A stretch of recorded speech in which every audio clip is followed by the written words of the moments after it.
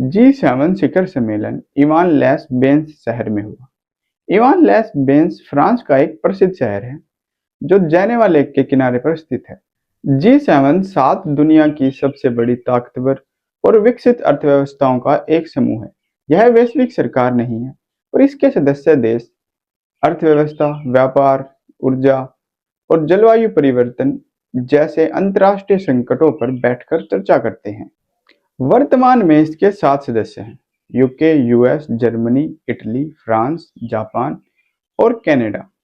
और साथ ही European union के प्रतिनिधि भी इन बैठकों में हिस्सा लेते हैं।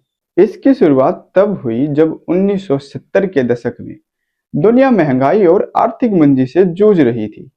इसी कारण 1975 में फ्रांस के राष्ट्रपति वैलेरी गिस्कार्ड d'Estaing ने प्रमुख देशों की एक बैठक बुलाई। शुरुआत में ये G6 के नाम से जाना जाता था। इसके मुख्य देश थे West Germany, UK, US, Italy, France और जापान।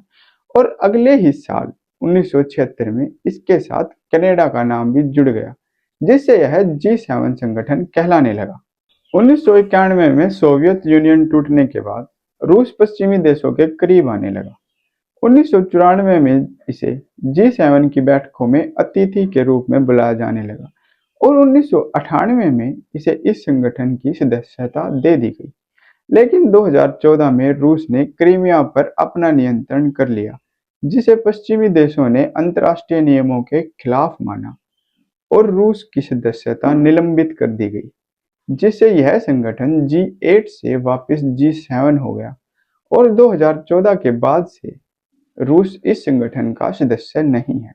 G7 2026 में वैश्विक अर्थव्यवस्था, व्यापार, महंगाई, AI और नई तकनीकें, आतंकवाद, खाद्य संकट जैसे गंभीर मुद्दों पर चर्चा की गई।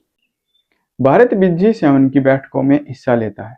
यह इसका सदस्य नहीं है, पर फिर भी भारत को अतिथि के रूप में बुलाया जाता है, क्योंकि भारत की जनसंख्या और व्यापार काफी बड़ा है।